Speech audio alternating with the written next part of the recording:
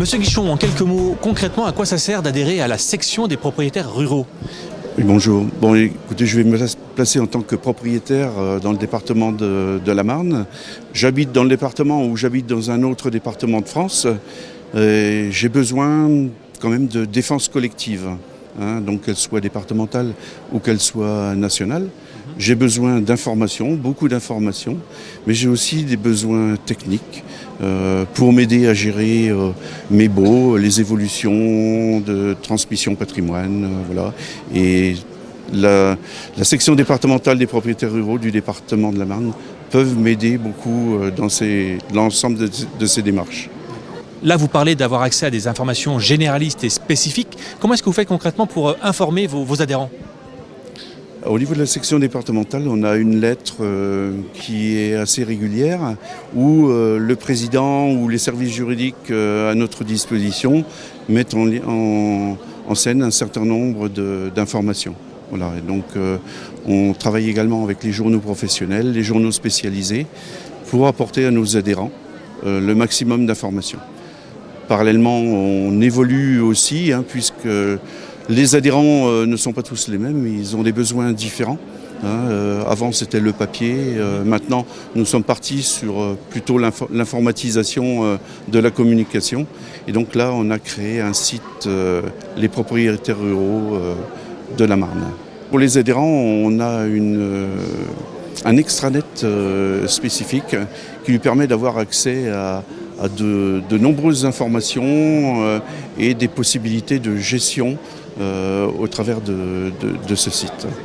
Voilà, donc accès à des chiffres utiles, quittances de fermage, facturier, voilà, gestion de mes contrats, établissement de contrats, gestion de mes contrats et suivi des contrats.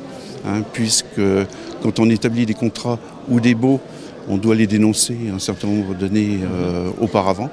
Et donc les alertes sont créées, envoyées par mail et permettent une bonne gestion de nos propriétés.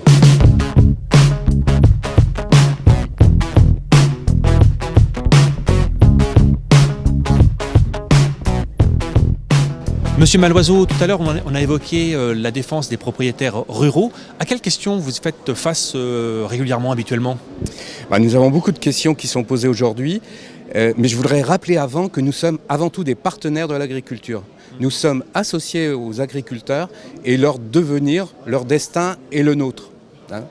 Alors nous avons beaucoup de problèmes. Vous avez un problème qui est lié au revenu agricole aujourd'hui. Un revenu agricole qui est en chute libre, on peut le dire, avec des indices. Vous savez que les propriétaires touchent un fermage et ce fermage est calculé avec un indice qui est le reflet du revenu des agriculteurs. Et ce revenu baisse. Donc comment ? Alors nous sommes inquiets là sur ce sujet et comment peut-on améliorer, comment peut-on faire pour lisser ce revenu foncier en sachant aussi que c'est un complément de revenu souvent indispensable à des petites retraites en agriculture. Les autres problèmes sont liés à l'environnement. Les autres sujets sont des sujets fiscaux. Je vous ai parlé du revenu du fermage qui baisse, mais il y a aussi les dépenses liées à la fiscalité locale qui montent. L'impôt foncier, par les temps qui courent, est appelé à monter. Voilà. Et donc nous sommes présents avec les élus pour faire en sorte que les choses se passent le plus modérément possible. Sans oublier un point important, essentiel, je veux dire, les relations entre le propriétaire et l'exploitant. Il est conditionné par le statut du fermage. Et ce statut du fermage, on le souhaite plus souple. Il faut que le propriétaire n'ait pas l'impression d'être contraint dans ce statut. Ça permettrait d'installer plus de jeunes, ça permettrait, si les baux sont plus souples, plus adaptés, ça permettrait aussi d'éviter le recours à ce que les propriétaires font actuellement, c'est-à-dire le recours au travail à façon, à l'agriculture déléguée. Et c'est un grand pas qui serait fait.